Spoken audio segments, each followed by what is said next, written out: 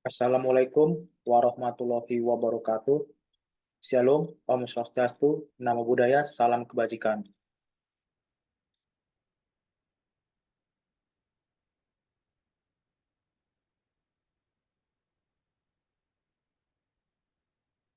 Perkenalkan, nama saya Yosua Apriando Sialagan dengan NIM B1B12201.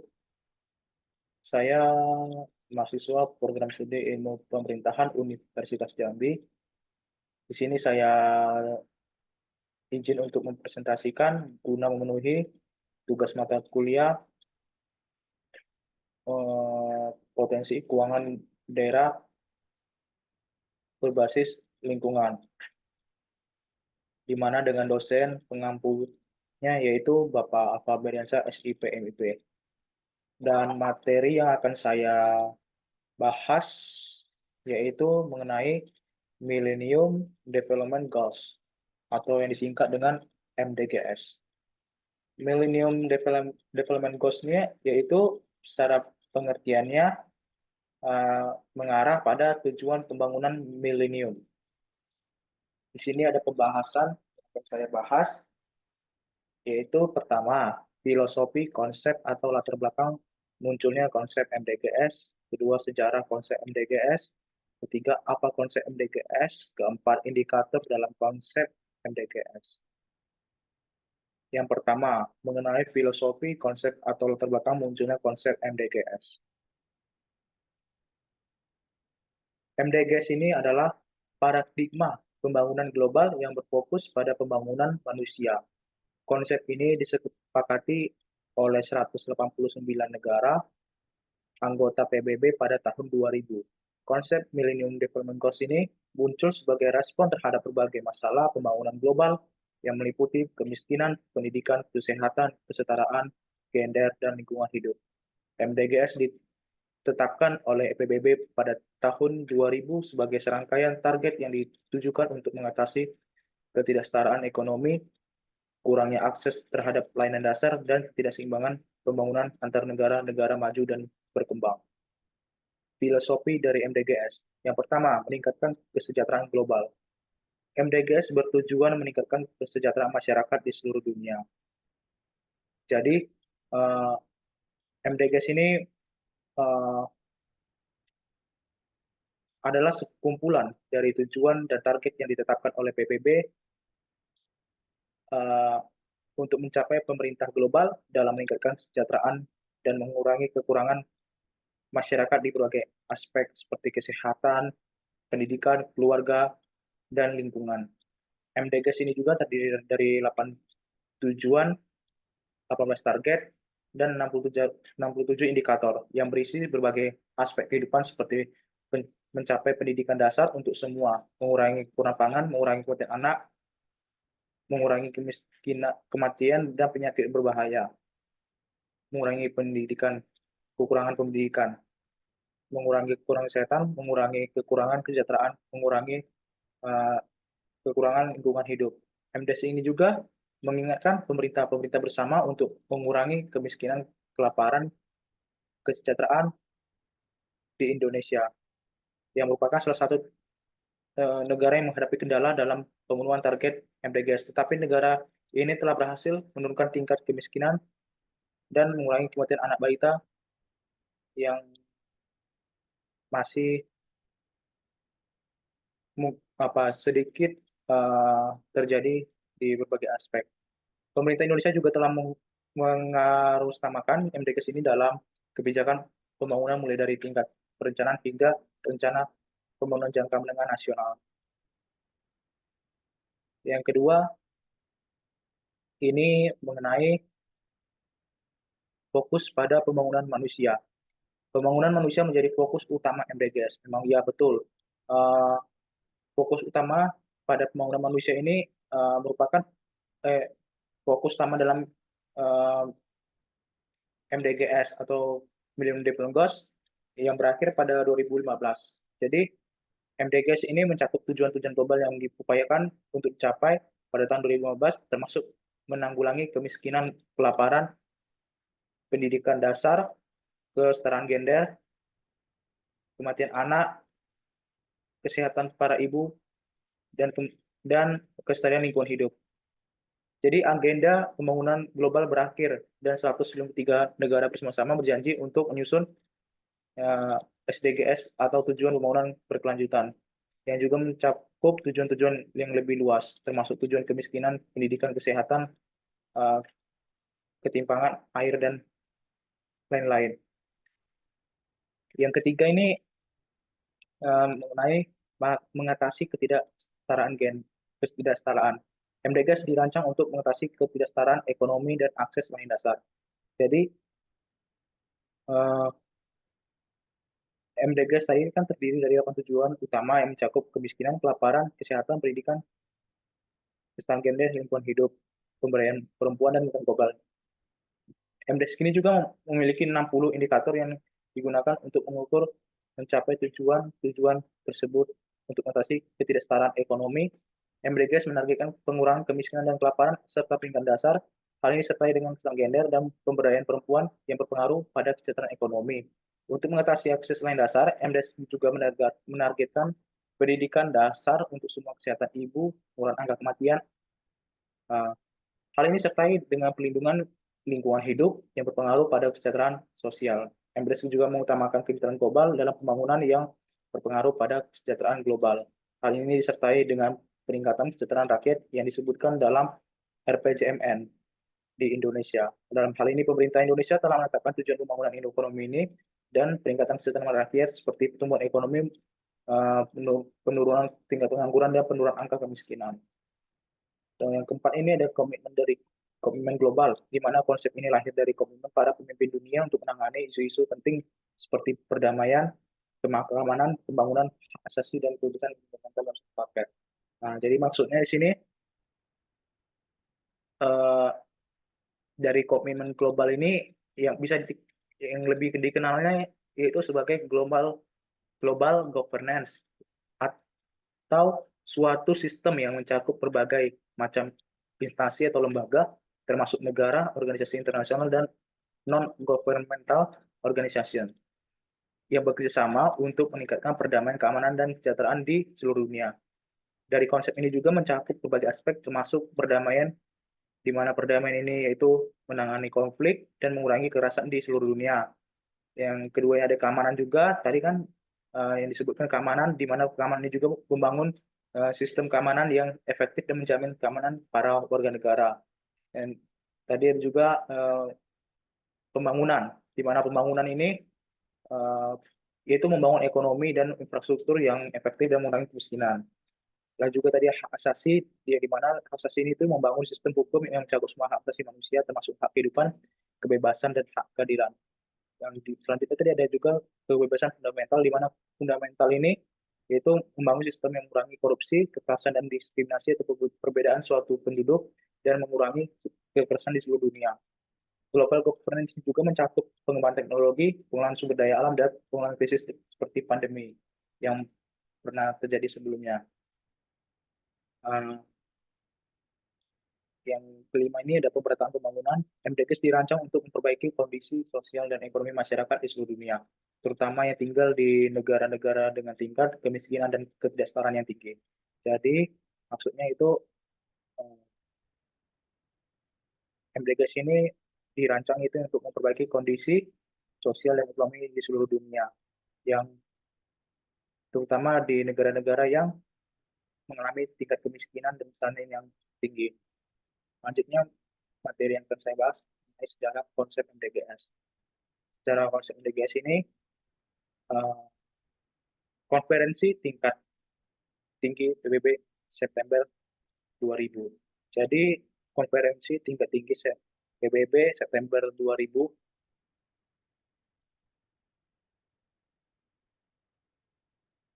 konsep ini tujuan pembangunan MDGs pertama kali disepakati secara internasional oleh 189 negara anggota Perserikatan Bangsa-Bangsa dalam konferensi tingkat tinggi Millennium PBB pada tahun September 2000. MDGs ini memperlakukan kebijakan pembangunan yang meliputi 8 tujuan utama yang saya sebutkan tadi, yaitu meliputi peningkatan kesehatan, pendidikan, ke kewenangan, pengangguran, perikanan, pembangunan terhadap perserikatan, dan peningkatan pengangguran dan peningkatan pengangguran. Jadi MDGs ini mencakup 18 tujuan terlampau yang meliputi 16 tujuan tertentu dan 2 tujuan umum. Yang berikutnya ini ada resolusi Majelis Umum PBB. Dalam resolusi umum Majelis PBB dalam resolusi Majelis Umum PBB ini uh, pada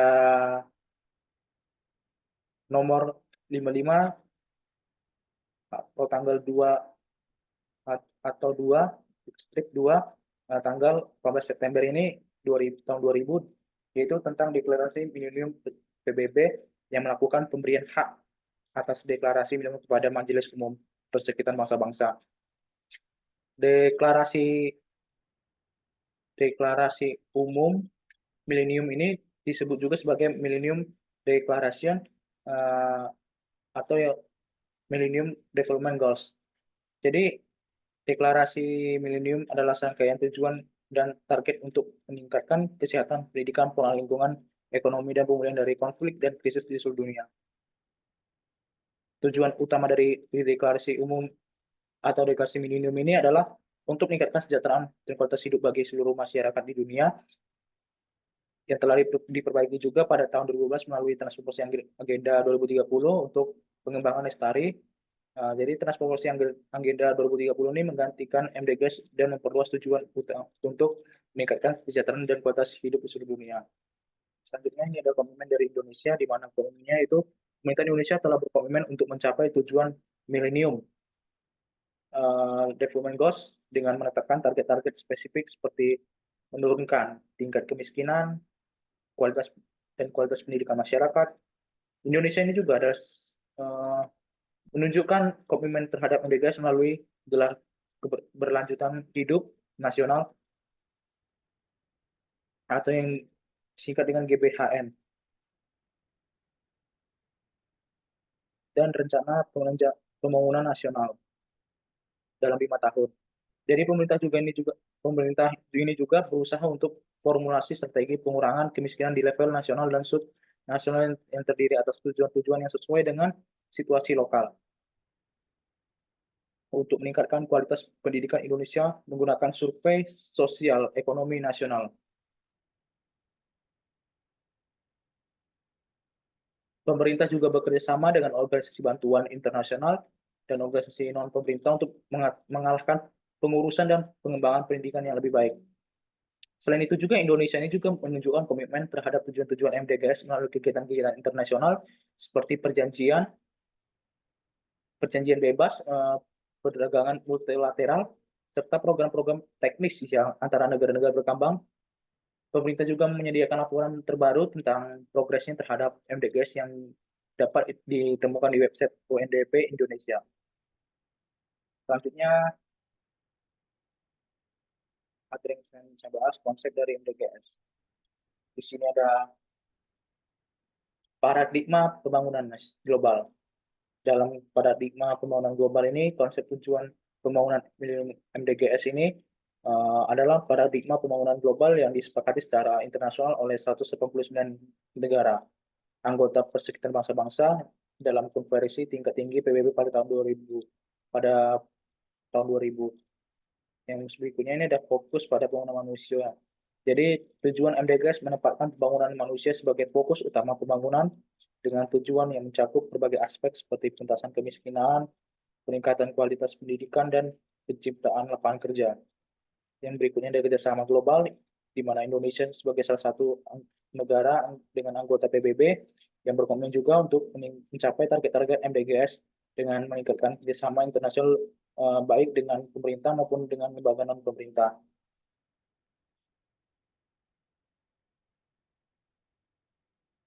Berikutnya mengenai indikator dalam konsep MDGs.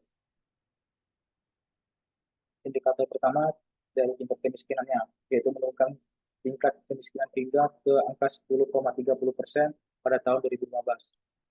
Berikutnya ada kesejahteraan masyarakat, peningkatan kualitas hidup masyarakat dengan menciptakan lapangan kerja baru melalui ekonomi kreatif, sektor non pertanian. Jadi maksudnya di sini eh,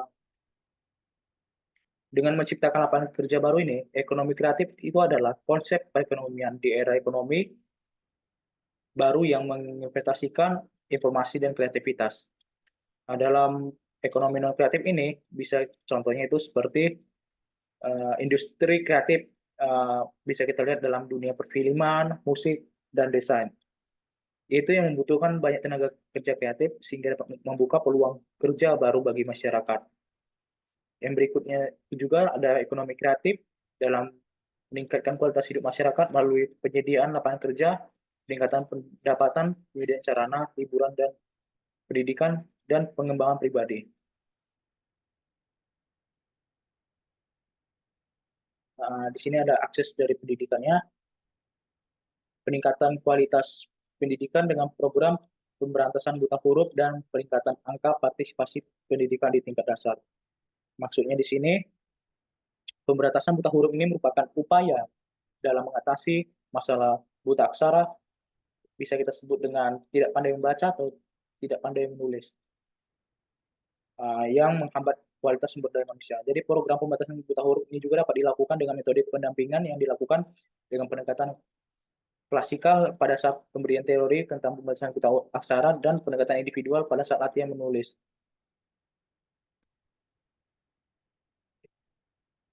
Peningkatan angka partisipasi pendidikan di tingkat dasar dapat dilakukan dengan pendekatan yang mengacu pada motivasi tinggi dan bermanfaat bagi pengembangan daerahnya. Program keaksaraan ini juga hendaknya dikaitkan dengan prioritas ekonomi dan dilaksanakan di daerah menjadi prioritas pengembangan ekonomi. Jadi dari akses pendidikan ini juga Kemendikbudristek juga menggulirkan program-program keaksaraan dengan memperhatikan kondisi daerah dan kearifan budaya lokal seperti program keaksaraan dasar bagi komunitas adat, pencil, atau khusus. Uh, Dari ini juga peningkatan mutu layanan pendidikan dan pembelajaran keaksaraan dapat dilakukan dengan fokus utama pada daerah tertinggi presentasi buta aksara.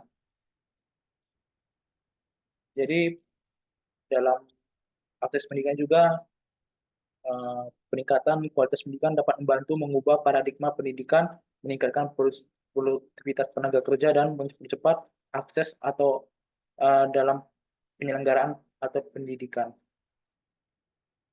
Berikutnya ada kerjasama internasional, di mana kerjasama internasional ini membangun kemitraan global untuk pembangunan melalui kerjasama internasional yang melibatkan pemerintah, organisasi non pemerintah, dan masyarakat. Jadi maksudnya di sini uh, adalah penting bagi untuk mencapai kesejahteraan global. Jadi dalam kerjasama internasional ini, uh, membangun kemitraan global untuk pembangunan melalui kerjasama internasional yang melibatkan pemerintah baik maupun non pemerintah ini juga bisa kita lihat seperti organisasi internasional seperti United Nations Development Goals dan World Bank, di mana dalam uh, ini berperan dalam mempromosikan pembangunan berkelanjutan di seluruh dunia. Dalam kerjasama internasional ini, memang betul UN, Unit United Nations Development Goals, Development Program, dan World Bank ini uh, berperan dalam mempromosikan pembangunan berkelanjutan di seluruh dunia. Jadi, pembangunan berkelanjutan itu adalah konsep pembangunan yang mengembangkan faktor sosial, ekonomi, dan lingkungan. Dari organisasi internasional ini juga bertindak sebagai lembaga independen yang melaksanakan berbagai kegiatan sosial kemanusiaan dan pelestarian lingkungan. Dengan adanya kerjasama antar negara melalui organisasi internasional ini, banyak juga tantangan global yang dapat diatasi. Kerjasama internasional ini juga dapat mempercepat pembangunan nasional suatu negara. Caranya adalah dengan meminjam dana melalui Bank Dunia, atau bisa kita sebut tadi World Bank. Nah, jadi pengertian dari kerjasama internasional ini umumnya sebagai kerjasama yang melibatkan negara-negara yang ada di seluruh dunia. Pemerintah juga memiliki peran dalam mengembangkan kemitraan global, seperti melakukan kerjasama dengan lembaga internasional untuk membantu pemulihan ekonomi global. Jadi sebuah lembaga Ini juga berperan dalam perkembangan ekonomi global yang sehat. Dalam lingkungan global yang semakin kompleks dan dinamik, organisasi internasional memainkan peran penting dalam memfasilitasi kolaborasi atau kerjasama penelitian dan pemahaman tentang ilmu politik di seluruh dunia. Jadi dari sekian materi yang saya paparkan, eh, cukup sekian. Jika ada salah penyampaian kata, kurang lebihnya mohon dimaafkan. Saya akhiri. Terima kasih.